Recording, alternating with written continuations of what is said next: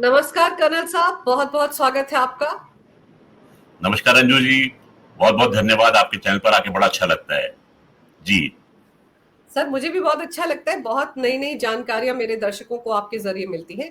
पर सबसे पहले आज ये जी बताइए कि जो 18 मई तक भारत ने पाकिस्तान के साथ ऑपरेशन सिंदूर पर जो सीज फायर किया था, वो 18 मई तक बढ़ा दिया है। तो इसका मतलब क्या जी है? हर बार सीज फायर को ऐसे दो दो चार चार दिन के लिए बढ़ाया जाएगा, ताकि तलवार जो है, खतरे की तलवार पाकिस्तान पर हमेशा लटकती रहे। जी जी। हालांकि अंजू जी देखिए, वहां पर बिलावल भुट्टो जो हैं वो चीख चीख के बोल रहे हैं कि इसको परमानेंट कर दिया जाए। लेकिन राजनाथ सिंह जी ने आज भुज में बोला है कि उन्होंने ये कहा है कि हमने पाकिस्तान को प्रोबेशन पे रखा है। तो ये प्रोबेशनरी पीरियड चल रहा है, और प्रोबेशनरी पीरियड जो है वो बॉस के कहने के हिसाब से धीरे धीरे करके आगे बढ़ाया जा रहा है। परमानेंसी नहीं दी जाएगी। प्रोबेशन जो है उनका 18 तारीख तक के लिए चलेगा, फिर हम उस पर विचार करेंगे जी। और राजनाथ सिंह ने एक स्टेटमेंट और दिया है भुज में, जब वो एयरवेज पे गए थे। उन्होंने कहा कि 23 मिनट में लोग नाश्ता पानी खत्म करते हैं, और हमने तो 23 मिनट में दुश्मन के घर में घुसकर आतंकवादी ठिकानों को ध्वस्त कर दिया। ध्वस्त कर दिया है। तो ये बड़े जबरदस्त स्टेटमेंट दिए इस समय राजनाथ सिंह जी ने वहां पर भुज में जाकर। देखिए, किसी डिफेंस मिनिस्टर का किसी एयरफोर्स बेस में या किसी मिलिट्री इंस्टॉलेशन में जाने का बहुत बड़ा मायने रखता है। फोर्सेस जो है वो डिफेंस मिनिस्टर की तरफ बड़ी उत्सुकता से देखती हैं कि वो क्या संदेश लेकर आए हैं और क्या कहना चाह रहे हैं। एक तो उनके जाने से ही मनोबल सबका ऊंचा हो जाता है, और अगर जाकर वो ऐसे स्ट्रॉन्ग स्टेटमेंट्स दें कि जो कि दुश्मन के लिए भी बने हों, तो आपके अपने सैनिकों का मनोबल तो है वो तो स्काई रॉकेट करता है। कहते हैं कि 56 इंच की छाती, मैं कहता हूँ उस समय जवानों की 58 या 60 इंच की हो जाती होगी। जी हाँ जी। और सर, साथ ही साथ आप ये देखिए कि उन्होंने ये भी कहा है कि पाकिस्तान में इस वक्त जो परमाणु हथियारों का जखीरा मौजूद है, वो पूरी दुनिया के लिए खतरा है। आईएईए को सामने आकर उसको अपने कब्जे में ले लेना चाहिए। इसको कैसे जी देखते हैं आप? जी। देखिए अर्जुन जी, इस समय जो कार्रवाई हुई है, और आप देखेंगे किस तरीके से दुनिया जो है वो इर्द गिर्द घूम रही है। तुर्की जो है वो एक तरफ पड़ गया है, चाइना जो है वो कुछ उलझुल बयान दे रहा है, अमेरिका जो है उसको पता नहीं कि वो क्या बयान दे रहा है। ऐसी स्थिति में अगर इनका जो कि एटॉमिक वेपन्स का जो जखीरा है, अगर वो किसी आतंकवादी के हाथ में पड़ जाए, तो उसको वो एक डर्टी बॉम्ब के रूप में यूज कर सकता है। डर्टी बॉम्ब का मतलब है कि आप परमाणु विस्फोट तो नहीं कर पाएंगे, परंतु उस बॉम्ब को आप खोल देंगे। खोलने से क्या होगा, विकिरण जो है वो दाएं बाएं फैलेगा। तो उसको ऐसे बॉम्ब को डर्टी बॉम्ब कहा जाता है। तो हो सकता है कि आतंकवादी के अगर हाथ पड़ जाए तो वो ऐसी हरकत कर दे। और पाकिस्तान की आपको पता ही है, आर्मी के हाथ में इस समय कुछ नहीं है, राजनेताओं के हाथ में कुछ था नहीं।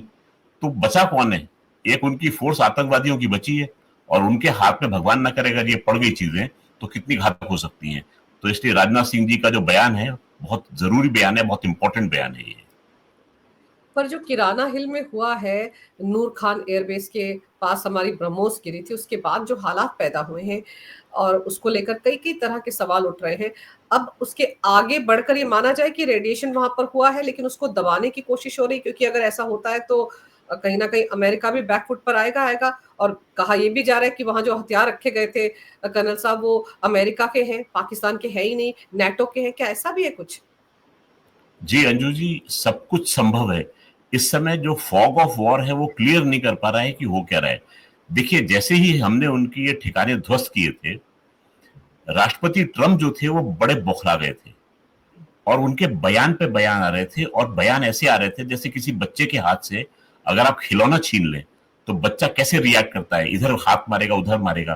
तो ये बयान कदाचित देखने में ऐसे ही लग रहे थे। तो ये सब बयान ऐसी पुष्टि करते हैं कि पाकिस्तान के पास में शायद ऐसी क्षमता नहीं थी, और ऐसा पूरा रूपरेखा मंत्रणा रखी गई कि पाकिस्तान ने परमाणु हथियार बना लिए हैं। देखिए, अगर आप वापस इस चीज को सोचने की कोशिश करें, वो अमेरिका का प्लेन जो कि रेडिएशन को भांपता है, वो 2 घंटे के भीतर अमेरिका से टेक ऑफ कर जाता है। इतनी जल्दी आप किसी दूसरे देश के लिए कार्रवाई शायद नहीं करते। नंबर 2, वो प्लेन आता है, तुरंत पीछे पीछे इजिप्ट एयरफोर्स का प्लेन भी आ जाता है।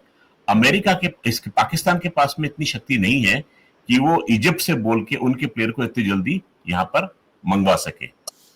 बीच में आपने देखा होगा तुर्की का एक विमान खड़ा था वहां पर।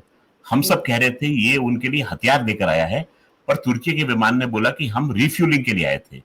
कहीं ऐसा तो नहीं है कि युद्ध की स्थिति को बनता देखकर अमेरिका ने तुर्की को बोला कि भाई तू जा और वहां से सब कुछ खाली करके लेकर आके अपने पास में रख ले? ये भी संभव हो सकता है। तो हम अगर ऐसा सोचना शुरू करें तो एवरीथिंग इज पॉसिबल। तो ऐसा लगता है कि हो सकता है कि हमने पाकिस्तान के नहीं बल्कि नेटो के जखीरे पे जाके कुछ चोट पहुंचाई है। इसीलिए अमेरिका बहुत तिलमिला गया। उसने एड जो दी है वो तुर्की को भी एड दी है। उसने 52 एयर टू एयर मिसाइल उसको दी है, जिसकी जो कि मीडियम रेंज की हैं। अचानक तुर्की से ऐसा क्या प्यार उमड़ गया। उसने एक डेजिग्नेटेड टेररिस्ट जिसके ऊपर बाउंटी थी 10 मिलियन की, उससे जाके हाथ मिला लिए। सीरिया के ऊपर से सारे सैंक्शंस उठा लिए। इतने सारी कार्रवाई जो है एक साथ की। चीन के साथ में ट्रेड पे उतर आया, उसके टैरिफ को कम कर दिया, भारत के टैरिफ को बढ़ा दिया। एप्पल से चिढ़ के मारे बोलता है कि भारत से अपनी फैक्ट्री हटा लो। तो भारत से अचानक ऐसी चिढ़ क्यों? अगर पाकिस्तान का जखीरा हमें खत्म करते हैं तो अमेरिका क्यों तिलमिलाएगा? अमेरिका के लिए अच्छी बात है। वो तो कह रहा था कि इसके बॉम्ब, तो क्या हमने इसमें उसका जखीरा हिला दिया? जखीरा हिलाने के साथ में लॉकहीड मार्टिन के बनाए हुए F-16 विमान जो थे, हमने उनको उड़ने भी नहीं दिया, उनको भी ध्वस्त किया।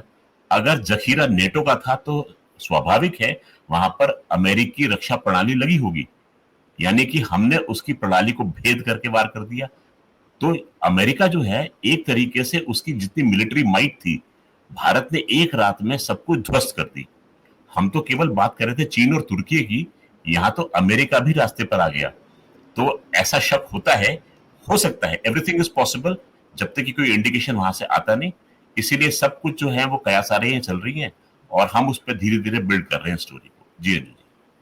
पर आप ये बिल्कुल सही कह रहे हैं सर कि अगर हथियार पाकिस्तान के थे और रेडिएशन वहां पर हो गया, भारत की ब्रह्मोस वहां पर गिरी नूर खान एयरबेस पे, तो अमेरिका क्यों रोग आ रहा है? ट्रंप को इतना दर्द क्यों हो रहा है? दर्द हो रहा है इसका मतलब उनका माल वहां पर था। और सर ये जो किराना हिल है, क्या इसके आसपास और भी ऐसे ठिकाने जहां पर ये इस तरह के न्यूक्लियर वेपन्स रखे गए हैं? जी अंजू जी, देखिए आप, सबसे पहले भारत की हिट जो थी वो नूर खान एयरबेस में थी। नूर खान एयरबेस के पास में 5 ऐसी इंस्टॉलेशंस हैं जो कि न्यूक्लियर वेपन प्रोग्राम को सर्व करती हैं। उसके बाईं तरफ है एक जगह जिसका नाम है वाह। वहां में पाकिस्तान ऑर्डिनेंस फैक्ट्री है। ये ऑर्डिनेंस फैक्ट्री क्या करती है? ये न्यूक्लियर वॉरहेड्स को असेंबली का काम करती है और स्टोरेज का काम करती है। ये एक पूरा फोर्टिफाइड कॉम्प्लेक्स है। इसके अंदर कोई भी आदमी जिसके पास अनुमति नहीं है वो आ जा नहीं सकता। इसके पास में एक फैसिलिटी इसके दाहिनी तरफ नीचे हटके काहुता की है। काहुता के बारे में सबको मालूम है कि काहुता जो था वो इनका पहला इंस्टॉलेशन था जो कि इनके न्यूक्लियर प्रोग्राम को सर्व करता था। वहां पर इनकी ट्रेनिंग भी होती है। इनका न्यूक्लियर वेस्ट को परिष्कृत करके वेपन ग्रेड यूरेनियम की तैयारी भी होती है। इनकी एक फैक्ट्री उसके बगल में थी जो कि टीईएल बनाती है। टीईएल मतलब होता है ट्रांसपोर्टर इरेक्टर लॉन्चर। आपने वो दिखा होगा, गाड़ी होती है जिसके ऊपर ट्यूब होता है, उस ट्यूब खड़ी होती है, वो इरेक्ट हो गए ट्यूब और लॉन्चर, वहां से आप मिसाइल को दाग सकते हैं। ऐसे करके इसके पास में टोटल 5 इंस्टॉलेशन थे नूर खान एयरबेस के पास में। हमने नूर खान एयरबेस को लिया, आसपास की किसी ने बात नहीं की। नंबर 2 पॉइंट आपने जिक्र किया किरना हिल्स का। मैं हमेशा से किरना हिल्स बोल रहा हूं उसको।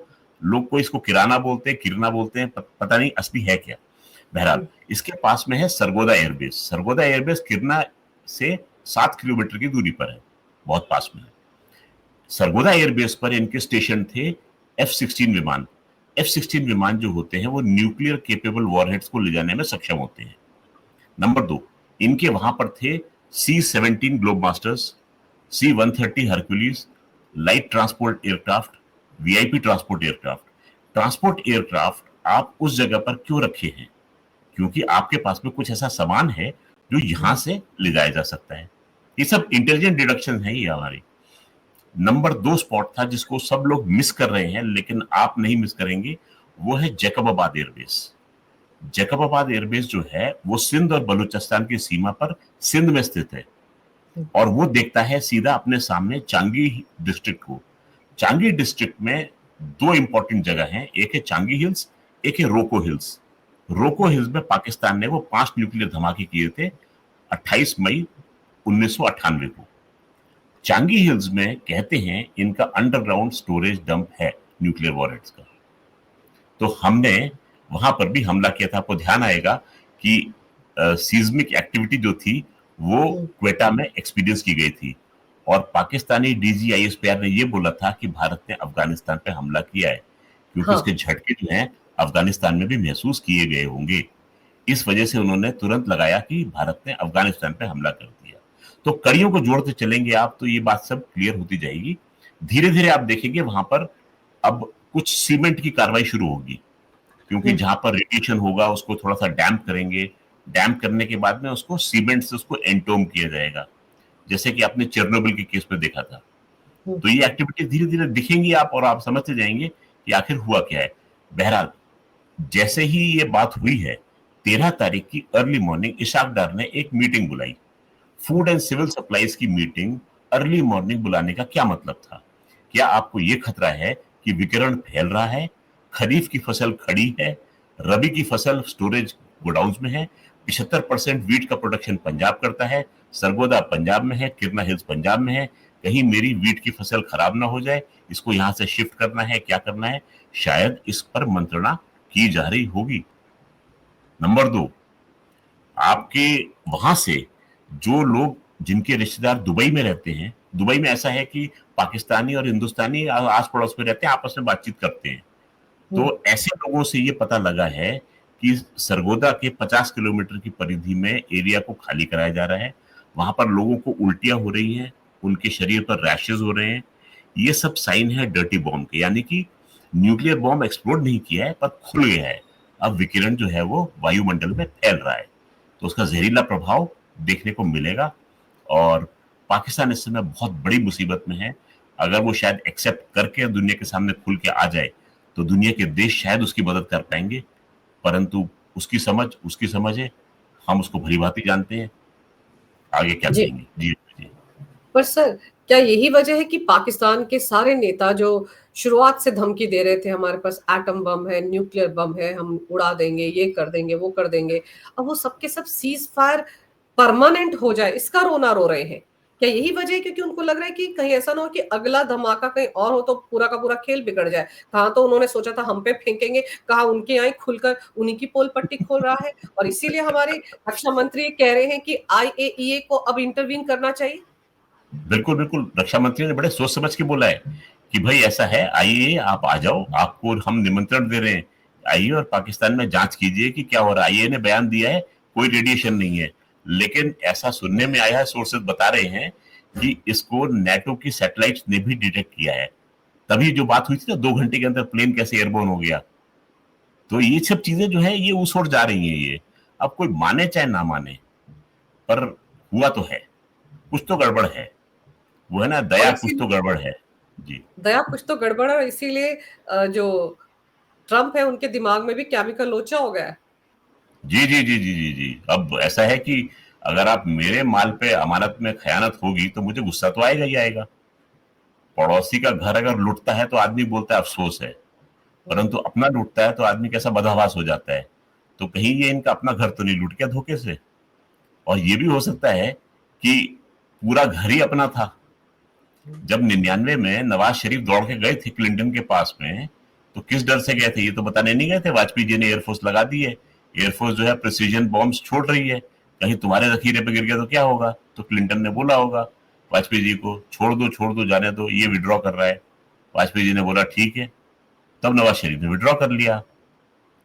तो ये भी हो सकता है कि पूरा का पूरा जखीरा ही नहीं का था, पाकिस्तान के पास में कोई ताकत थी ही नहीं, दुनिया के सामने एक नाटक खेला गया होगा कि अब्दुल कादिर खान का नाम एक आदमी था, वो ये लेकर आया था, फिर इन्होंने उसकी वो बाजार बाजार जो भी थी वो सब तोड़ भी दी, कब्र भी खत्म कर दी इसकी। तो इसका मतलब इनको लगा होगा बेकार है, कुछ करके तो आया नहीं, खाली नाम नाम हो रहा है, तोड़ो फाड़ो खत्म करो इसको।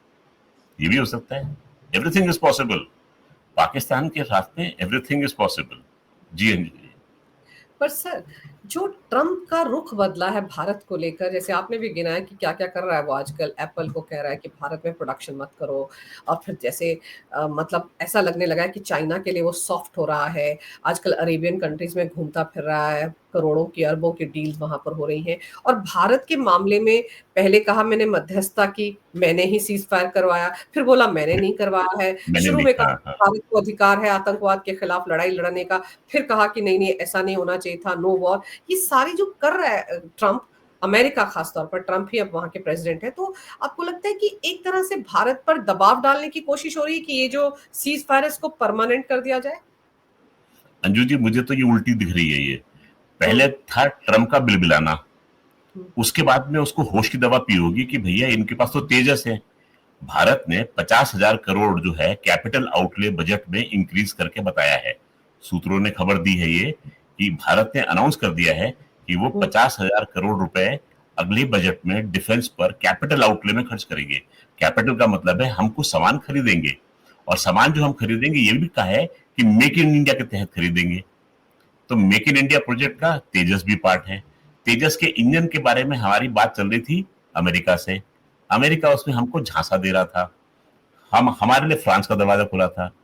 तो हो सकता है ट्रंप को लगा हो यार अब जो होना था वो हो गया, कहीं ऐसा ना हो आगे इनसे आने वाला पैसा ना चला जाए। तो उसने फिर अपने सुर बदले। ट्रंप तो व्यापारी है, उसको मालूम है कि ग्राहक को रुष्ट नहीं कर सकता व्यापारी। तो हो सकता है कि ट्रंप को यह दिखा हो कि भारत ने इंजन तो खरीदने हैं, हुँ। तो हमसे ही ना खरीद ले। अगर हम लड़ाई करेंगे तो भारत सीधा फ्रांस के पास चला जाएगा, फ्रांस देने को तैयार बैठा है। तो भैया ऐसा है, अपना नुकसान क्यों कराओ, जुबान पर कंट्रोल कर लेते हैं, थोड़ा खून का घूंट पी लेंगे, भाई भारत को फिर से आने दो हमारे पास में। देखिए, इंटरनेशनल जियो पॉलिटिक्स में there are no permanent enemies, there are no permanent friends. Economic interest जो है वो बहुत इंपॉर्टेंट होते हैं। शुरू शुरू में जैसे उसकी आदत है तिल मिला गया, पर उसको एंड में शायद उसको लगा होगा कि ना इसके बिना गुजारा नहीं है। मेरी अंजू जी ये सोच है जी, ये मेरी और फिर पर्सनल राय है। और सर मुझे तो ये भी लगता है कि जैसे पुतिन ने कहा कि अब वो एस-500 भारत के साथ मिलकर बनाएगा, और एस-400 की कामयाबी पूरी दुनिया देख चुकी है।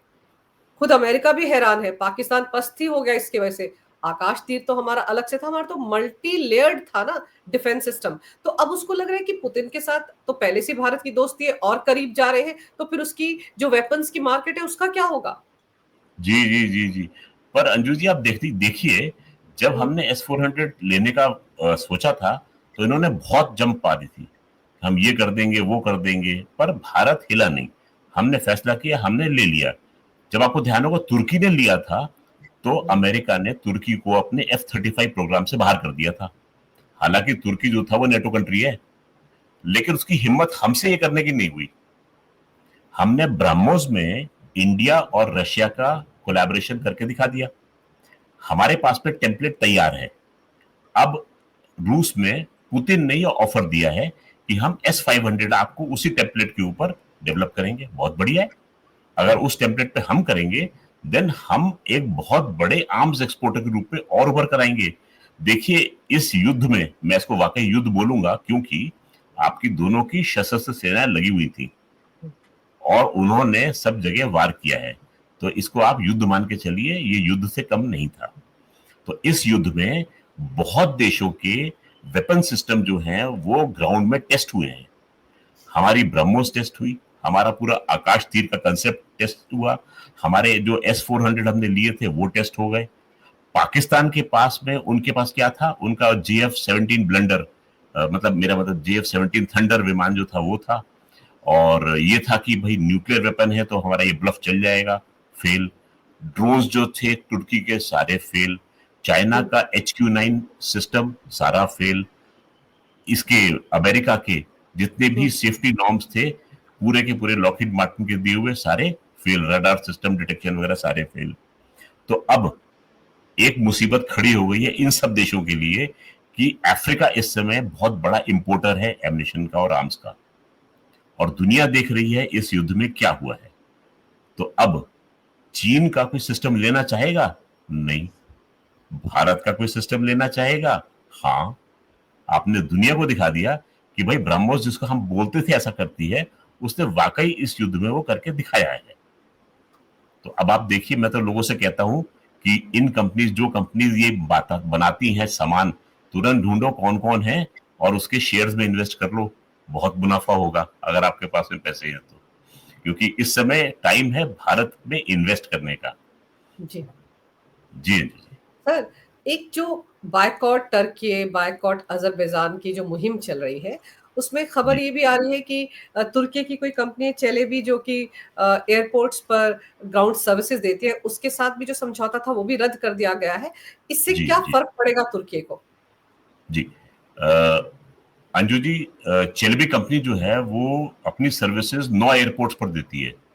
भारत के? ये जी जी, ये ग्राउंड हैंडलिंग करती है पूरे के पूरे एयरपोर्ट का।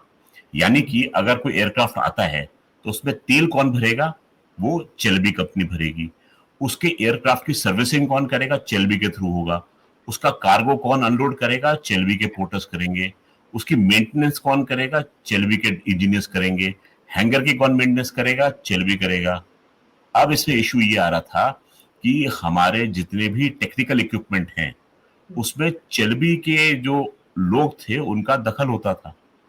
दे had access to all our technical equipment on the airport, that included the VIP aircraft जो कि एयरपोर्ट पे खड़े होते हैं हैंगर में। यानी चेलेबी का एम्प्लॉय जो है वो जाके प्रधानमंत्री के प्लेन तक पहुंच सकता है। समझ रहे अच्छा, हैं आप खतरा यहाँ पर? जी एक्सेस थी। बिल्कुल। जब आपकी एयरपोर्ट पे ग्राउंड हैंडलिंग एजेंसी है, उसका बंदा चेलेबी की यूनिफॉर्म पहन के आई कार्ड पास में है, ही इज ऑथराइज्ड। जी। लेकिन सर, चेल्बी तो 9 एयरपोर्ट पर ही थी ना, तो क्या उसमें हमारे वो एयरपोर्ट भी आते हैं, एयरवेज जहां से दिल्ली का एयरपोर्ट, प्रधानमंत्री? जी, दिल्ली का एयरपोर्ट भी है, सफदरजंग भी है। अच्छा, जी तो ये तो बड़ा ही खतरनाक था। जी। तो इसकी जो चिंता है वो यहां जाके बढ़ जाती है। अब मैं आता हूं मुद्दे पर। चेलेबी आखिर क्यों खतरा सिद्ध हुआ? अब हम्म, आप नोट कीजिए, चेलेबी के पास में 9% शेयर हैं। वो एक श्रीमती सुमैया के नाम पर है। हम्म, श्रीमती सुमैया की शादी जो हुई है वही हुई है सेल्चुक बैरक्तार से। हम्म, एक है तुर्की को की नागरिक है, सेल्चुक बैरक्तार। बैरक्तार कान खड़े हुए। आपको याद है बैरक्तार ड्रोन? जो सेल्चुक जो जो बैरक्तार वो, पाकिस्तान में यूज हुए। जी जी, बैरक्तार ड्रोन का मालिक सेल्चुक बैरक्तार है, जो कि इस लेडी का हस्बैंड है, जिसका 9% शेयर चेल्बी में है। यानी भारत में जो एयरक्राफ्ट लैंड करते हैं, टेक ऑफ करते हैं, हम सर्विसेज जिस कंपनी की लेते हैं वो उसकी लेडी के खाते में जा रही थी। और यानी उसके घर में पैसा जा रहा है अगर, और उसका हस्बैंड जो है वो ऐसे ड्रोन बना रहा है और पाकिस्तान को दे रहा है जो हमें मारने के काम में आ रहे हैं। हम्म, यानी हम इतने समझदार हैं कि हम अपने मारने का सामान जो है वो इनको दे रहे हैं।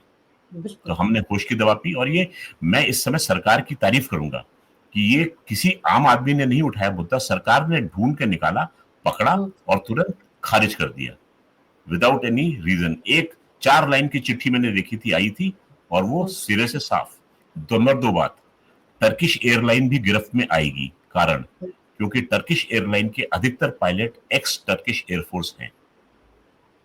अब उनका हमारे एयरपोर्ट पे आना जो है वो सही नहीं है, क्योंकि टर्की के ड्रोन पायलट जो थे वो हमने सियालकोट में निकाले हैं, जब हमने सियालकोट पे हमला किया था। तो आपके टर्किश के ड्रोन पायलट, पाकिस्तान जो युद्ध कर रहा है भारत के साथ में, उस युद्ध में आप हमारा उनका साथ दे रहे हो बैठ के। हाँ। यानी खुल्लम खुल्ला आप तो हमारे साथ युद्ध कर रहे हो। तो अंजू जी, मैं आपके चैनल के माध्यम से ये कहना चाहूंगा, बॉयकॉट तुर्की जो है वो एक युद्ध का उद्घोष है। ये तुर्की जिसके पैसे से हमारे देशवासियों के ऊपर ड्रोन से हमला हुआ, उनकी जान लेने की कोशिश की। आप जाएंगे, मैं कपादोसिया में फोटो खिंचवा रहा हूं, मैं इस्तांबुल में फोटो खिंचवा रहा हूं, मैं अनातोलिया में जा रहा हूं।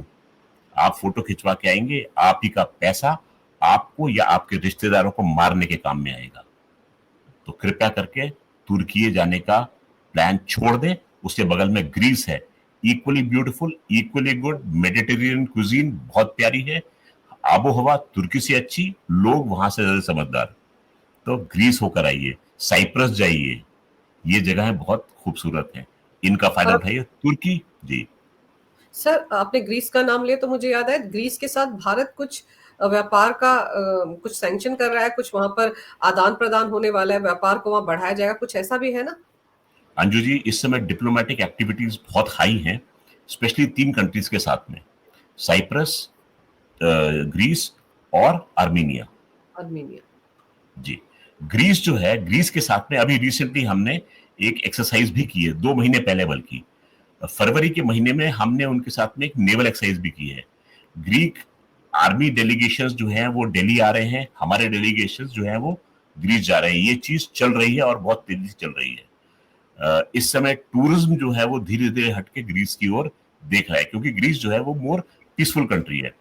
तुर्की में लोग कैसे हैं मुझे पता नहीं, बट देन मैं उनके सीरियल अगर देखा है मैंने, तो सीरियल में मैंने देखा है कि बड़े वायलेंट किस्म के लोग दिखे थे मुझे उसके अंदर, माफ कीजिएगा, पर मुझे ऐसा लगा कि बड़ी सोसाइटी वायलेंट है वहां पर, जो कि ग्रीस में नहीं है। ग्रीस जो है उसकी बहुत पुरानी हिस्ट्री है, एक सिविलाइजेशनल कंट्री है।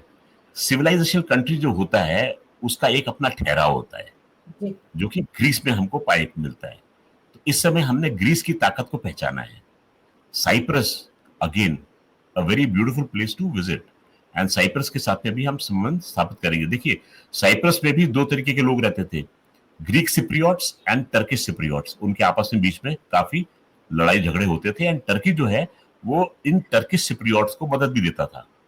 वो यहां तक गया था, उसने साइप्रस पे चढ़ाई भी की थी, और अमेरिका को खास पसंद नहीं आया था इसका काम, तो अमेरिका ने उसके खिलाफ सैंक्शन भी लगाए थे। खैर, ये तो बात चलती रहेगी। नंबर 2 देश आर्मीनिया। लोगों को बड़ी फिक्र रहती है हम बाकू घूम कर आएंगे। अंजू जी, पिछले साल 240,000 टूरिस्ट विजिटेड अजरबैजान। अजरबैजान। जी। और 330,000 टूरिस्ट विजिटेड तुर्की। लेकिन मेक माई ट्रिप ने बताया है कि इस बार इन दोनों डेस्टिनेशंस के लिए रिजर्वेशन की बुकिंग जो है वो 60% कम हो गई है, और कैंसिलेशन जो है वो 250% के हिसाब से ज्यादा हो रहे हैं। यानी लोग समझ गए हैं कि हमारा भला कहां पर है। तो इसके लिए देशवासियों को साधुवाद। और पर सर, जी। पर सर, भारत जिस तरह से डिप्लोमेटिकली इस वक्त एक्टिव है, आप देखिए, पहली बार अफगानिस्तान के विदेश मंत्री के साथ हमारे विदेश मंत्री ने बात की है। वहां पर भी रिश्तों को मजबूत करने की कोशिश हो रही है, और झटका किसको लगेगा? पाकिस्तान को। पाकिस्तान को। जी। अंजू जी, देखिए, सब बुलाई कर रहे थे, तालिबान आ रहा है, 15 अगस्त को तालिबान आया, पाकिस्तान से उठ के लोग चाय पीने गए थे वहां पर, आपको ध्यान होगा, हम्म। और बड़े खुश थे कि तालिबान आ गया, भारत का पत्ता साफ। लेकिन भारत ने अपनी गुडविल में कमी नहीं की। भारत ने अफगानिस्तान की जनता के लिए गेहूं भेजा, वहां पर जाके स्कूल्स का निर्माण किया, डैम बनाए, उनकी पार्लियामेंट जो है वो हमने बना के दी है, उनका सलबा डैम जो है वो हमने बनाया है, उनके यहाँ स्कूल्स, हॉस्पिटल्स जो है हम लगातार बनाते आ रहे हैं। तो अफगानिस्तान की जनता जो है वो भारत से बहुत प्यार करती है, and that is a fact. तो पाकिस्तान ने बहुत कोशिश की तालिबान आ जाएगा और अफगानिस्तान हमारी झोली में आ जाएगा, जिसका उन्होंने जिक्र किया, स्ट्रेटेजिक डेप्थ का आपको ध्यान होगा कि अफगानिस्तान हमारी झोली में होगा, हमारी फौजें जो हैं वो अफगानिस्तान के डीप में जाकर इंडिया पे स्ट्राइक कर सकती हैं। स्ट्रेटेजिक डेप्थ आज ये आलम है, अफगानिस्तान जो है पाकिस्तान में घुसने को तैयार है। It has become a strategic bulge. Depth तो खत्म हो गई, बल्ज आ गया अब तो यहाँ पर। तो भारत के डिप्लोमेटिक प्रोवेस जो है हम जानते नहीं है, हम धीरे धीरे काम करते हैं और पुख्ता काम करते हैं, तो वो सर, अब देखने को मिल रही है। और सर, इस बीच आप ये देखिए कि पीओके को लेकर तो पाकिस्तान वैसे डरा हुआ है, क्योंकि भारत ने साफ कहा आतंकवाद पर बात होगी, पीओके पर बात होगी। अब देखो, एक नया एंगल उसमें जोड़ दिया है पाकिस्तान ने। अभी कहना शुरू किया है कि पीओके में तो एक पक्ष, एक पार्टी चाइना भी है। वो तो कहेंगे ना, डर के मारे यही बात है कि भाई ये घर जो है ये मेरा मेरा कब्जा नहीं है, ये तो उस गुंडे का भी तो है ये, जिससे कि वो गुंडा भी अगर सीन में आ जाएगा तो हो सकता है अगला वाला चैन की सांस ले ले। पर ऐसा है कि अब हम जो है वो समझ चुके हैं कि नाई नाई कितने बाल, चीन में भी कितनी ताकत है वो हमने देख ली। इस समय चीन भी घबरा रहा होगा भारत की सामरिक शक्ति को देखकर। तो इस समय भारत की स्थिति जो है विश्व में वो कहीं और है, इसको कहते हैं ना, वी हैव अराइव्ड। तो वो हमको देखने को इस समय मिल रही है। जी हाँ जी। बिल्कुल, बिल्कुल सर। इस वक्त तो पाकिस्तान के प्रोपेगेंडे पर से भी पर्दा उठ रहा है। स्टेट नॉन स्टेट एक्टर जो है वो सब एक साथ है, उसका भी पोल पट्टी खुल रही है। रोता गाता फिर रहा है कि पानी की वो जो संधि है, सिंधु वाटर ट्रीटी, उसको बहाल कर दिया जाए, पानी दे दो, पानी दे। अभी तो पाकिस्तान के बहुत ज़्यादा बुरे दिन शुरू हो गए हैं सर। लेकिन अब देखिए भारत जैसे-जैसे ये जो सीज़ फायर है इसको 2-2 3-3 दिन के लिए एक्सटेंड करेगा, तो इसमें सबसे ज़्यादा ख़ास बात ये है कि पाकिस्तान पर हमेशा डर के बादल, डर का खतरा मंडराता रहेगा कि भारत कब अटैक कर दे। और मुझे लगता है कि यही यही ट्रीटमेंट पाकिस्तान के लिए सही है। उसको कभी भी चैन से नहीं बैठने देना चाहिए। उसको हमेशा लगना चाहिए यहाँ उसने कोई हुज्जत की और वहाँ उसके खिलाफ एक्शन हो जाएगा। सर आपने समय निकाल कर बहुत ही महत्वपूर्ण जानकारी मेरे दर्शकों को दी। आपका बहुत-बहुत धन्यवाद। नमस्कार, भारत माता की जय, वंदे मातरम, जय श्री राम। नमस्कार अंजू जी, बहुत-बहुत धन्यवाद आपने आने का अवसर दिया। वंदे मातरम, जय श्री राम।